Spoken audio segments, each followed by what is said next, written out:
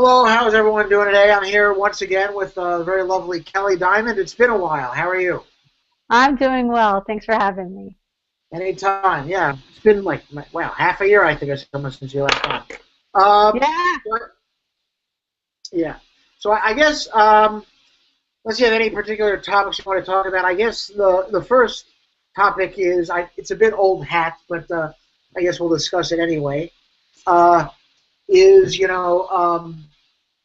this whole brutalism versus humanism debate. Should we be bores, or is libertarianism about more than the non-aggression principle? It's anti, bigotry, all that stuff. What are your thoughts on that? I think that anybody who goes out of their way to even so much as, I mean, if they go out of their way to just, I guess, upset somebody for the sake of upsetting them. Like, for example, if I know that it drives my sister crazy to to bite my nails, and I do it anyway, knowing full well that it drives her nuts, I mean, to me, it's just, if nothing else, it's just a lack of consideration. Okay, Right. but I'm not. I don't condemn it. I don't say, oh, you people, we shouldn't. I don't start my sentences that way, and I try not to anyway. And but at the same time, I think there is a certain amount of decency and and consideration that I think most people have. I don't think they need a law for that, and I don't think they need. I don't even know if it's necessarily a moral compass. I just think that most people really are adverse to getting into conflict and getting into adversarial discussions or altercations with people for the sake of it. They've got better things to do with their time, really. I mean, that's kind of how I feel about it. So, I mean, to that extent, I think brutalism is tempered by that pragmatism. And then you have the humanism where I would say, okay, look, while I appreciate that you have your boundaries and I have mine, and you have your threshold for shit and I have mine, I can't live my life according to your threshold of shit. But I can live according to my threshold of shit, and I can assume that people would at least would have a threshold, and if I at least tamp it back to where I feel it's tolerable, they wouldn't be exposed to the full brunt of what I could be if I just had no filter at all. Do I have a filter? And probably less than most people. I would say that I'm a pretty black and white, very cut and dry person. I have very little regard for people's emotions and feelings, mainly because they're not mine to worry about. So I mean, well, they're not. I've got my own feelings to worry about. I mean, you want to go cry in a corner? I'll let you go and do that. Go get your towel, and then when you're done, we'll talk. But I can't. I mean, I've had that conversation with people, and with close people, and and they say, how can you be that way? That's not fair. That's not. And it's like, but why do I care about your sensibilities? When weighted against fact or truth, or what I believe to be and feel convicted to be morally right, why would I censor myself to make sure that what I say is palatable to you? In fact, if I make it too palatable, it won't be nearly as indelible as if I make it really offensive. So Hmm. sometimes it's necessary. And I don't even know if I go out of my way to be offensive as much as I do just don't go out of my way to be sensitive. you know. Right. So I think there's a balance, and I think I will say this, that for as much as I see about all the shit that gets posted on libertarian brutalism, at the end of the day, I think those people are perfectly civilized. They're not sitting there, basically hoarding over a dead animal to see who can bite off the most raw meat. And I just don't. I mean, I think what it is that it's almost I mean, I would say it's almost satire. I think it is Like, satire. I think I that's do. the point. I think that's the Yeah, point of it. That it's sort of just let's just numb people's sensitivity and stuff like that. absolutely. Absolutely, Yeah. and I'm for that. I'm for that. I think that's necessary. I think this type of stuff needs to be mainstreamed rather than made taboo. Just like Hmm. I want guns to be mainstream, and I want discussions about sex to be mainstream, not because of any other reason than because when it's been marginalized and when it's been, and when it's been treated as taboo, bad things come from that. Things fester. Seriously, you have a lot of repressed emotions. I mean, I lived in Japan for a year. I will tell you that is the most sexually repressed country in the world. I mean, they don't know how. They don't have an outlet. They're that freaking wound up, and culture prevents them from being really open and forward about things of that nature. And I feel like having open discussions about stuff like that and not being inhibited and and freely discussing things that might very well offend your sensibilities is an important exercise in society. So in that regard, I want to normalize it. I want to mainstream that. And I even want to normalize and mainstream all the cuss words so that people will stop gasping every time I open my mouth. I mean, Right. Jesus. Yeah. Yeah, I'm not really sensitive either. I mean, it certainly doesn't endear you to people. I'm certainly, I wouldn't call myself a popular guy, although Right. most of the people who I think are popular are sort of phony. I'd rather sort of just be real. Um, and I sort of like, I sort of enjoy pissing a lot of people off as well, just because, I mean, at least for me, it depends. I think anyone who, I want to test if what people say about themselves are true. So if someone's going to go around saying, well, I'm tolerant, I'm open-minded, my view is let's test this theory. Right. Which, Absolutely. Well, I mean, if there's one thing that's easy to test, it's the people who think, who try to impose this sense of altruism on others. And it's like, really? If you're really that altruistic, I think I can do a pretty quick litmus test to prove that you suck because, I mean, here you are bantering with me on Facebook when you could be giving somebody the shirt off your back, and you're not. You asshole. You selfish, greedy bastard. most of it, I think, is just more jealousy and resentment than any real type of compassion. Right. Or a pat on the back. I mean, I don't think it's a coincidence. I mean, take actors. I mean, people in Hollywood are the most vain, narcissistic, phony, egotistical people you could meet, generally speaking. Right. There are exceptions. And it's no coincidence that they're left-wing because to be a modern liberal or to be a progressive is a very narcissistic pat on the back. And come on, most people who have this philosophy don't really care about the poor. They don't care about the downtrodden. I can see through you. You're full of shit. Okay? to have your philosophy doesn't mean, to be a progressive doesn't mean you care about the poor. It means you believe you're the only one who cares about the poor. Right. Right. Well, it's a certain amount of absolution of their guilt, that they feel guilty about having. So you have your latte liberals and your limousine liberals who will give their hat tip to the poor and in their rhetoric, and then, I mean, the real heavy rhetoric is when you have people like Warren Buffett saying, tax me more. Yeah, I'll tax you more. You already He's have writing all me your a shit. check. How hard is it? Yeah, well, there's actually a place where you can donate if you want to, but you don't. I mean, I had to call out somebody for that as well. I was like, there's people who do well who are perfectly willing to be taxed more. Oh, why do you got to wait for somebody to come to your door? Why don't you just do it now? Don't claim anything. Just don't. I challenge you just not to claim anything. Don't claim a deduction then. If you're so freaking awesome and you think taxes are so freaking benevolent and so great, and they make you, the more you pay, the more righteous you are in some sort of scientological way, then by all means, don't declare anything. Why do you declare your kids? Come on, he's full of shit. I'm sure he finds loopholes. I'm sure most of these people find loopholes. Oh, they all do. It's just a show. First of all, he's saying it in public because it's not charity unless everyone knows about it. So right. It's to make a show. I don't know if you saw that YouTube video where a guy's in an experiment. He had a sign over his body and it said "fuck the poor."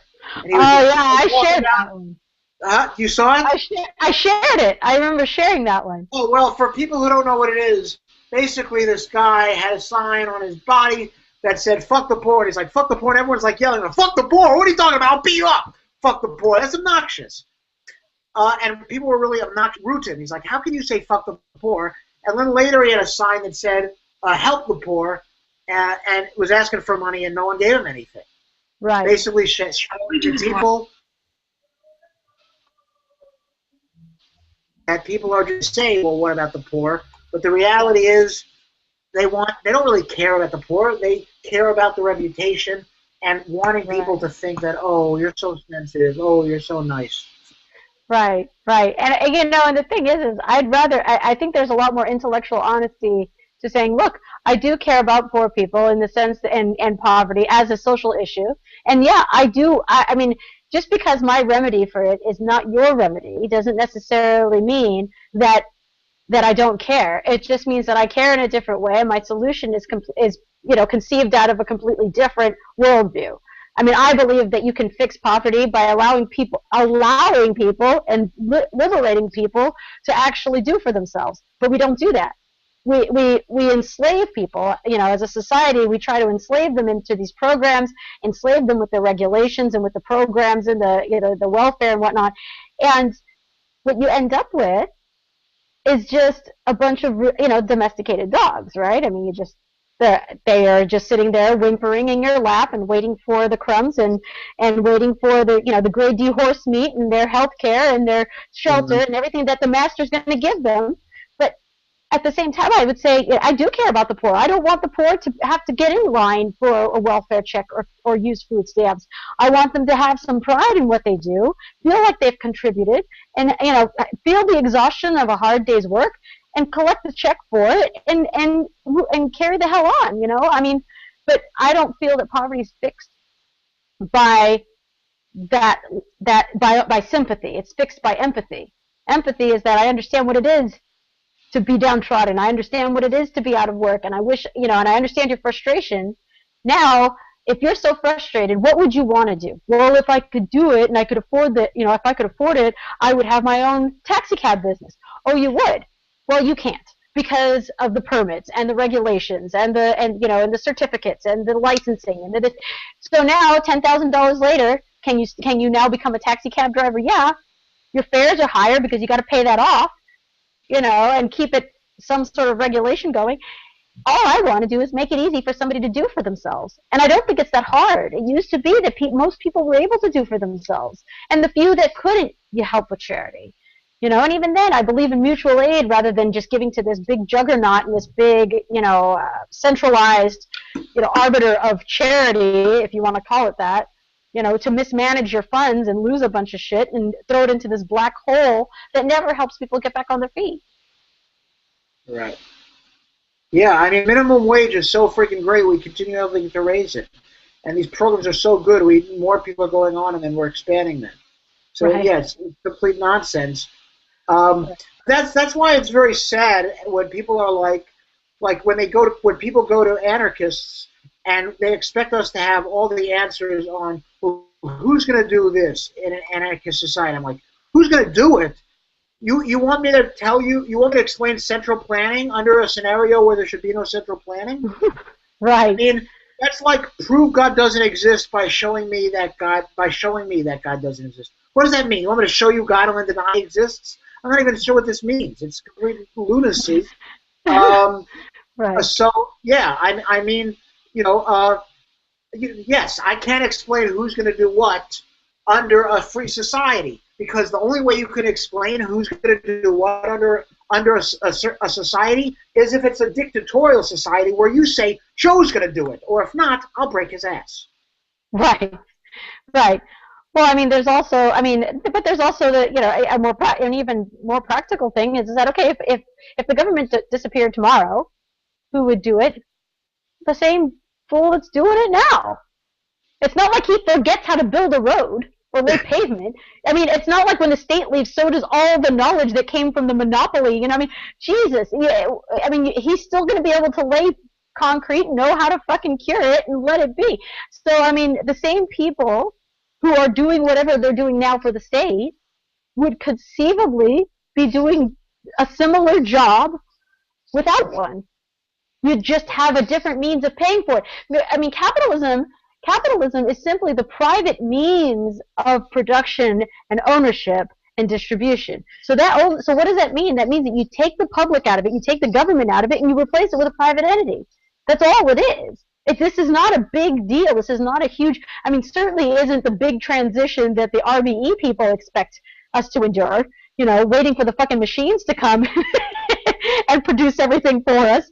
But I mean, all it is that okay, instead of me paying the government, I'm going to pay a private owner a toll, Or I'm not going to pay a toll at all. Maybe the businesses will all cooperatively, put in for roads so that customers can get there and their freight can go back and forth. Maybe because that's how it used to be. At least now, perhaps you could even have advertiser-funded roads, where it's just billboards or advertisers who, much like how you have Adopt a Highway now, you have advertisers who buy a chunk of road, and then it's sponsored by them. You don't pay a damn thing. They pay to get your eyeballs. I don't know. I mean, any number of things are possible in a private situation, all of which could be, are based on your consumption of it rather than the presumption that you will use it. Right. So there's a difference, and it might be more expensive. I don't know, but I can't see it being that way simply because there wouldn't be, economic distortion. And a lot of people are, it's weird how irrational people are, because people are like, well, we need these things, and I'm like, but we wouldn't pay for them if we don't have to. Right. So they would only you value the. How does this make sense? So you don't think taxation is theft because government provides services you need, but if government wouldn't provide them, you wouldn't pay for them. Well, then you don't really value them, and then it is theft. Or how important are they that you're not going to pay for them? I mean, it's no one's going to pay for a road. Or if government didn't exist, everyone would just sit in their houses all day and never visit anyone. I mean, this is frankly retarded. Yeah, I mean, even deer are capable of creating a path, for God's sakes. They don't even have foreheads. They managed to figure that shit out. Did you see that picture, actually? It was a picture in the woods, a Facebook meme, and it was a deer path, and it said, proof that deer have formed a government. Right, exactly. I think I saw that, but it's true. I mean, I think it's this apocalyptic, hyperbole that people, bring to the forefront is always the argument against anarchy, right? It's always the argument. I mean, without government, then all of a sudden, shit just goes crazy. I mean, people are shooting each other for no reason. They're eating. There's rape. There's rape. All of a sudden, people are raping each other. I'm like, what the hell? I mean, I don't understand. I don't understand. I mean, really, you really believe that the presence of government, the mere existence of one somewhere, and that there be an agent somewhere, prevents criminal activity? When in fact, they are the greatest purveyors of crime in our society, right? They're the greatest polluters. They're the greatest thieves. They're the greatest killers. They're the greatest rapists. They're the greatest extortionists. All of that is happening with a government, but you think that it could get worse without one. I can't imagine it. I can't imagine it without centralized power, how that's even possible, how a private entity or a private individual could ever perpetrate such a thing. Right. It's completely irrational, every argument. Well, that, I think, is just proof that statism is intellectually and morally bankrupt, because no one has ever made a moral and intellectual argument in favor of it. It's all, boo, boo, bad things are going to happen. That's what we call a demagogue. A demagogue is someone who says, follow me or bad things will happen. But that's not an argument. But how sad is that? How sad is that? Because from a marketing perspective, who the hell gets on television or creates an ad that says, at least I'm not this, and sells themselves on that value proposition? I could be worse. Buy my shit. Who the fuck does that? Nobody buys a product. But that's never been a successful marketing tagline or strategy ever. It's always been, tell me the benefits, right? Tell me the good things about your product or your service. Okay, so sell me on your fucking statism. Nobody sold me on it. Because everybody knows deep down it's this lesser evil thing. It's a necessary evil. That's how everybody sells it. Because they realize they can't. It's indefensible. Right. It's indefensible. The only thing they can do is say, well, it is also my security blanket at night that I suck my thumb to in a fetal position so that the boogie monster doesn't, if anarchy doesn't come and swallow me and my kids. I pay homage to it, and I sacrifice a virgin, and everything will be okay. I mean, seriously, they start to sound almost tribally freaking superstitious about it. And I hate, it does sound trite to equate the government to religion, but in many ways, I mean, I mean, I'm starting to wonder if there's any discernible difference, you know? Well, religion's not as stupid, and I'm an atheist, but religion is not as stupid Right. as government. Government is way more irrational, uh, in my view, because it's human worship. At least, a religion is, some entity higher than yourself, and that you can worship. And I guess you can't explain it because it's not human-like. But human worship, I mean, I can't think of anything even more silly. Right. But yeah, I mean, this is an argument. I mean, a lot of times I'll bicker and complain, and I'll hear arguments. People will say to me, "Well, you're a spoiled brat. In other countries, you couldn't even criticize the government. You should be lucky that you live here and not in, one of these, like South Korea, Right. North Korea. Sorry." And so my response is, okay, I'll punch you in the eye. I'll punch you in the eye, and you should say thank you. A lot of people would kill me. Thank you for only punching me in the eye. Again, but that's the marketing. That's the marketing of statism, right? At least you're not North Korea. At least you're not North Korea. That's the selling point of the United States. At least you're not North Korea. That's what you've got. It's fucking sad. I'm going to make a burger joint, and my slogan is going to be, "Hey, at least we're better than McDonald's." At least I use mostly cows.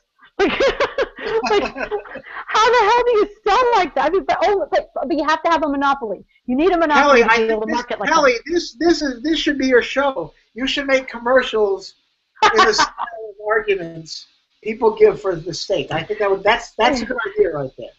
That's marketing. Idea, at least. Yeah, status marketing. I don't even have to try. You have to use my shit. Right.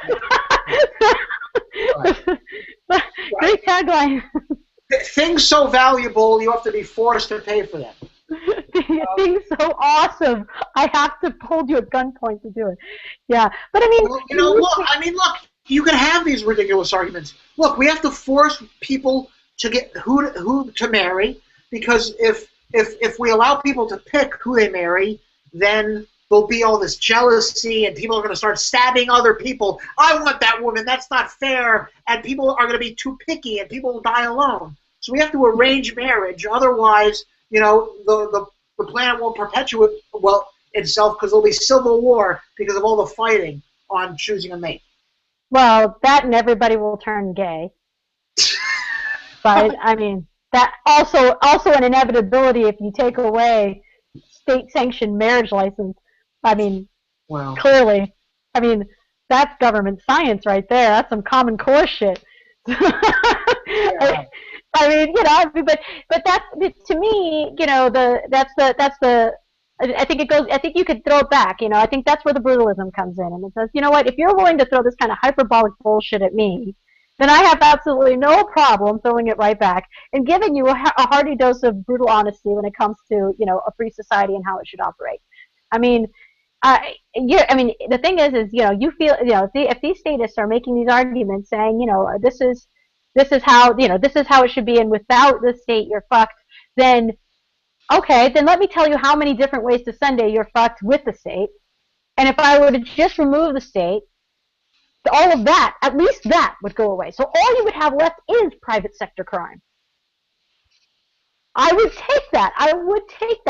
I would take whatever's left in the private sector and the criminal element thereof over having the private sector criminal compounded with government criminality. That's less. It's less violence. That's already less. The math is very simple. So, and people don't, I had somebody tell me that I shouldn't be able to defend myself with a gun. And I said, this coming from somebody who's like, what, 6 feet tall and 200 pounds? Oh, is it to make it easier for you to rape me and mug me? I mean, seriously, you don't need it, but I do. I'm 5'4" and $110. I mean, I need an equalizer. I need something that's going to get me the hell away. And to tell me that I'm not entitled to protect myself that way, and so they said, well, you don't need an AR-15 to do that. I said, well, I'll tell you what, if I was just wearing an unloaded AR-15, that alone would deter people from perpetrating a crime against me. I wouldn't need to use it. I wouldn't even need to use it. I'd just have it, and that would be enough. I mean, still, but there's people who think that they can tell you how to protect yourself, and then it's like, and then they say later, well, then how are you going to protect yourself in a stateless society? Well, I'd go back to my gun, right? I mean, the very means that you took away from me, that's where I'd go. The same thing with the poor. What would you do about the poor without the government? Well, then the poor would just go back to doing for themselves. We would just revert back to our natural tendencies, and that is to do for ourselves. Right. Yeah, it's very I don't I don't understand why I don't really get the logic of how do you decide what the government should do and what it shouldn't do? Like, what? No one's afraid that there's not going to be food without government, so why are they afraid there's not going to be roads without government? Well, I mean, to some extent, I think people are afraid there isn't going to be any food. I mean, I think if you talk to some of them, they're afraid they're going to get salmonella poisoning if there's no FDA. Right. They're going to be afraid of the salmonella poisoning. They're going to be afraid that that farmers won't be able to support themselves without subsidies. They're going to be afraid that all the corporations are going to corrupt our food, and all the corporations are just going to pave over all the farmland. I mean, I don't know. Right, because government and corporations are enemies, not partners. Right. Right. Well, and to me, it's like, well, if I don't understand how a corporation even exists in a stateless society. I mean, riddle me that. Riddle me how you can have a corporation without government to recognize its identity and sanctify it. You can't. I mean, you can't any more than you can have. I mean, what you have. I mean, what does marriage become other than just a promise between two people or more? It's just I mean, marriage gets reduced to nothing more than a promise, or some sort of vow or something to that effect. But it's no longer this whole institution that was created by a government. The same is true. I mean, most institutions would disappear simply because government currently is the only one propping it up and defining it. So. Right. Yeah. I mean, I don't know. What do you say to people who say, well, if anarchy is so good, then how come we don't see anarchist societies? How come you're such a fringe movement? How come most people are not embracing your philosophy? It's the most ethical and rational. Because ethics won't and rational don't trump fear on a lot of people. There's too many people who are way too afraid to let go of the state. I mean, honestly, they are afraid of what would happen, which is why they come up with those apocalyptic, dystopia type, scenarios about what happens when the state collapses, is because they're afraid that this is what will happen, and then what will become of everybody, et cetera, et cetera. I mean, play it out to people, and and say, and the thing is that they really are afraid of what they don't know. And the sad part is they don't have the cognitive ability to consider what a private alternative would look like. That they're so worried. That's why they sit there and inundate you and I with questions about, well, what about this? What about that? Who will do this? Who will do that? I need to make sure that everything is lined up and taken care of before I could ever let go of this security blanket. The thing is, unless you have an answer how to solve every freaking problem I can come up with, your system sucks. Exactly. And so you have that. Why doesn't the state have to have the same requirement, right? It doesn't. It absolutely doesn't. Well, why is the government like this God that knows all answers, and without government, the whole world falls apart? It's just human beings, for God's sakes. Well, then there's there's these people who will say, well, if you don't have a military, who will protect your borders? You have the people who will say, well, without the police, or the courts, at least the courts, you would have no means of arbitrating, your differences and resolving your differences. And it's like, but you don't need a court. You don't need centralized power. You don't need compulsion. You don't need half that stuff. That's all unnecessary. It's like, are you really that afraid of direct action? I mean, you must be. I'm not against courts. I'm against courts in the sense that I don't want them to be picked for me. I mean, right now, I have a judge that gets picked. I don't get to pick my courts, but I'm not against private courts. Right? Saying I'm against government doing something. Look, if government monopolized food, I'm not anti-food. I'm anti-government control of food. Right, exactly. So there is a huge difference between the purveyor, right? The person who's going, what is the source? Is the source, communal and social and done through compulsion, or is it private and done voluntarily? And, while we can argue that it's a rational thing, I think the biggest problem that people have is trusting that other people will go along. Well, I don't need a law against murder for me. I would never murder anybody. It's for everybody else that would murder. But if you're going to murder, you're going to murder, and it doesn't matter if the law's there or not. You're going to go kill somebody. So, well, it's not meant to prevent people from murdering. It's meant to be a remedy after the fact. But it's like a remedy after the fact? What are you going to do to remedy a murder? Right. What are you going to do? You're not going to remedy a murder. You're going to just, the worst you can ever do to a person is kill them back, but that doesn't answer anything. That doesn't address any social ills. But more importantly, I think the government has become that third party that absolves you from all guilt. So if you want, there to be charity, then I'm not going to steal from you to give to a charity, but I'll have this third party here do it for me. If somebody's going to invade your country, well, I'm not going to do anything about it, but I'll have these guys pay for it and to take care of it and buy all the arms and do it, and I can just sit back and support the troops with my yellow freaking ribbon, And it's a third party, absolution almost, where it's like, okay, well, as long as I don't have to do it and I can get somebody else to do it, then it's fine. But the thing is you brought up a great point, and that is they would never do it themselves. Not only would they never pay for half the shit that the government does and gives them, but they wouldn't do the things either. They wouldn't do it. They wouldn't do half the things that the government does on their behalf, because it would take an obscene amount of courage and irreverence towards life to do it, and they can't bring themselves to be that immoral. It does. It's a threat to their morality to behave the way the state does. So they have the state do it, and it's like hiring a hitman. I didn't kill anybody. I just hired somebody else to take care of things. It's that. I really do feel like the government has become that for people so that they can exact what they want on others. If you see how litigious people operate, that's exactly what they do. I would never have the guts to come after you at gunpoint and ask you for money and demand money from you and reparations from you. But I do have the guts to hire a lawyer who will then plead his case to a judge who will then order you to pay money. That I have the guts to do. Well, isn't that fucking courageous? So, I don't know. In that regard, I don't like the idea of the manipulations being used with the government of people trying to get what they want out of it. I think that, when you start hearing conversations among statists and they're like, well, this is how you can work the system in your favor,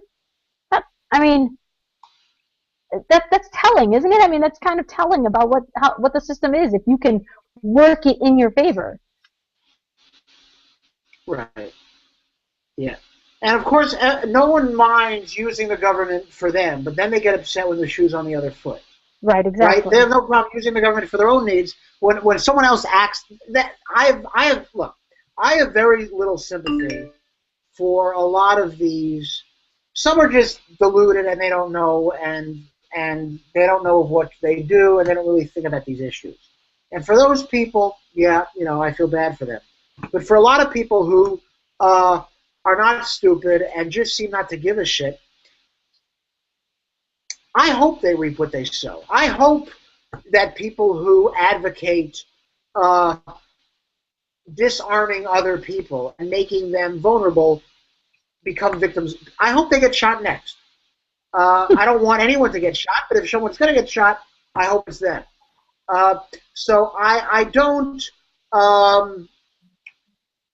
really particularly care that statists are victims of government oppression when they support it themselves. My heart bleeds mainly for people who want to be free and for people who just don't know any better and aren't thinking through these issues. But people who are aware, like I was talking to someone earlier last week who said to me, I think the government should redistribute wealth. And I said, you think it's okay to redistribute wealth? And he said, as long as it's the government doing it. That is the kind of person I don't have sympathy for. Right. Right. Yeah. That person is tacitly admitting that they're chicken shit. I I don't don't have have the the guts guts to hold you up at gunpoint. I don't have the guts to rob you myself, but I'm going to hide like a sniveling coward behind a ballinger because I'm Right. a coward. I don't have any balls, and I'm just a little scared. Fine. Well, I hope the government steals from you. I do. I hope the government steals from you.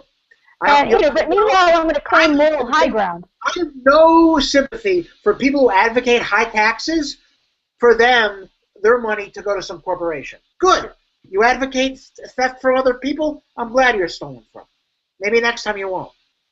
Yeah. Well, of course, but they claim the moral high ground, too, in the argument, right? Well, at least I care. Oh, no, you Right. don't. Only they care. No one else but them No one cares. else cares. They're the only one who cares. Just the Right, of one. course. Only statists care. I have no compassion. See, the That's reason I'm right. an anarchist is I'm a misanthrope and I want everyone to starve and die. Right? Absolutely. I'm just making these videos to hide my true feelings. I'm just an evil prick. Right? That's right. I bleed ice water. And I wear my little baby seal slippers, and I love the way their big eyes look up at me every time I look down at them.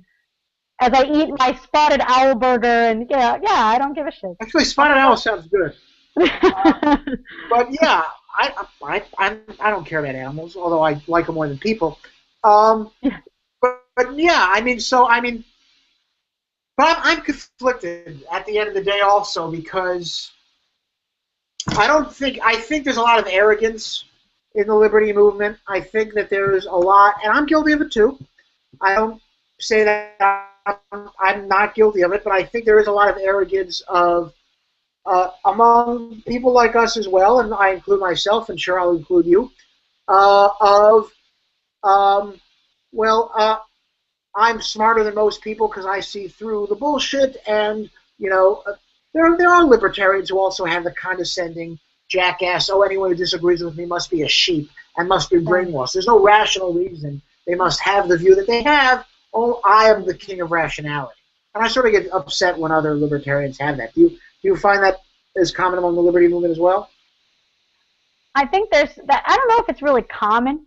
I think there are people who do it a lot, and they're the squeaky wheels, and they're kind of trolly and whatever. I mean, that's one way to go. I have to wonder how many people actually say, oh, well, now that you've shamed me into a corner and made me feel so fucking small, I think I'll go to your side and, and start considering the merits of your argument. I don't even think people are paying attention to the merits of their argument because they're too busy feeling like they just got shit on by somebody. I mean, I'm not going to deny that, that I'm a very insensitive person when it comes to my arguments and when it comes to my, my presentation. But I don't feel there's much to be arrogant about. I honestly don't. I think it's way too damn simple.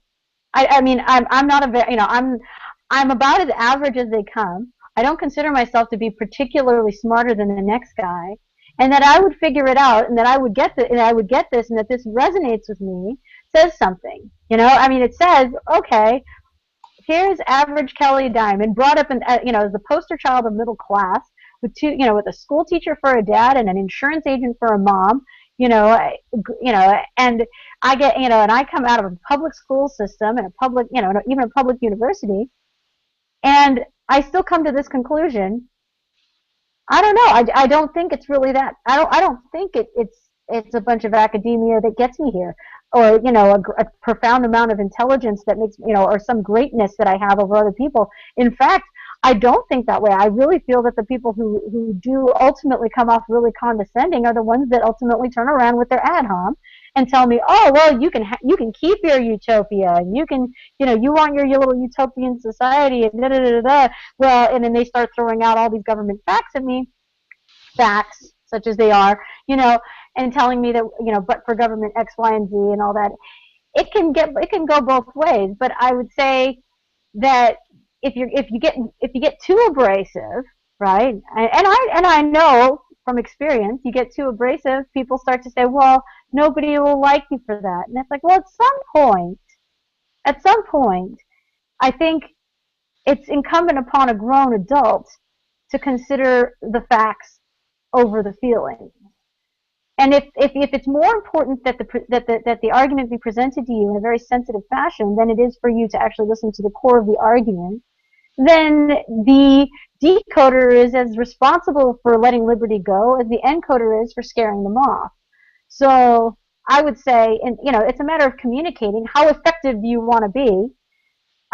You get people who are really just. I mean, there are some where I've gotten into discussions with them, and I'm like, well, it's a good thing I came to anarchism on my own, because if the movement was relying on your evangelism to recruit people over to the other side, we'd all be fucked. So, Right. there are people, I've met people like that, and I've talked to people like that, and it's just like, wow, that's a little more hardcore than I can handle, But Sure. Sometimes I get called statist by other anarchists sometimes because I maybe disagree with them on an issue or something. Not that I want government to advocate it, so I'm not really sure I'm a statist, but I guess I disagree on some issues. Maybe I don't know, but yeah.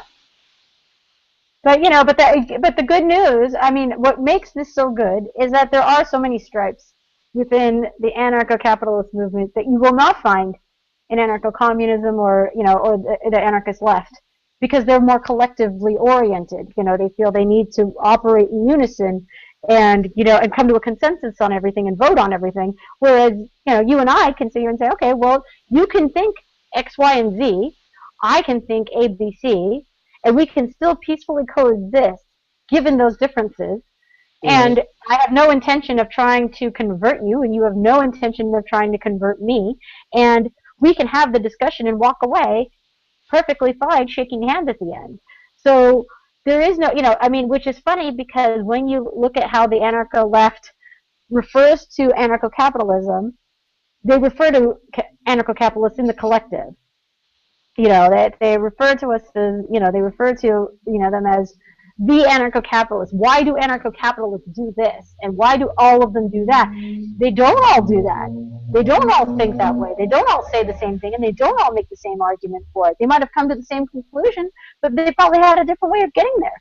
There is no, collective in that regard. And I would rather have that diversity than to have everybody singing the same song and beating the same drum to the same beat, Yeah. I don't think there is an anarchy left. I don't consider Noam Chomsky an anarchist, and I don't say that because I disagree with him. But to me, an anarchist is someone who wants the government to not exist. So when I hear people like Noam Chomsky criticize Ron Paul for saying we need a central bank, we need a Federal Reserve, you're not an anarchist. You're confused, but you're not an anarchist. Once you say don't. And anarchists are saying, I don't care what government's doing, cut it. Cut it. As government's doing it, cut it. I don't want government in my life. And it's just randomly with the saw chopping at the bit of the state. That is an anarchist. A person who says, no, we need this government program. How can you defend a central bank and say you're an anarchist? It makes no sense to me. Yeah, I guess from a Cloward and Piven perspective, you probably could be one and say, if I can smash the state faster by becoming a greater burden on it, then I guess, you could go there. Even Brad Quaker did that. Had at one point, it was a short run, but he was Ben Stone. He was saying something along the lines of, do whatever you can to bring down the system, including taking from it, because that just makes it that much harder for it to work, and it bloats it that much more, et cetera, et cetera. Tactically and in conversation, I guess, but in terms of how, in terms of actually walking the walk, I think there's more to it, and I think if you can avoid government, it makes more sense than deliberately thinking that by jumping on the bandwagon, you're in part bringing down the state. Not in your lifetime, not that way. Yeah, they're just going to increase more taxes and print more money to do that. So yeah. Right. Allow the government to collapse under its own hubris. It's plenty. It's plenty heavy, and it's a big enough burden to bring it down onto itself. What you don't need is people thinking that they're engaging in some heroic act by getting on welfare. You know, I just don't ascribe any sort of heroism to that. So, I agree. When they're going to say when they're just going to say this is a double standard, you can accept these things, but we can't. So right. yeah, it's bad. Well, anyway, great having you on. We should do this more often. Yeah, yeah. I'm Cool. Yeah, I'm it was usually fun. around after work around this time, so Sounds good.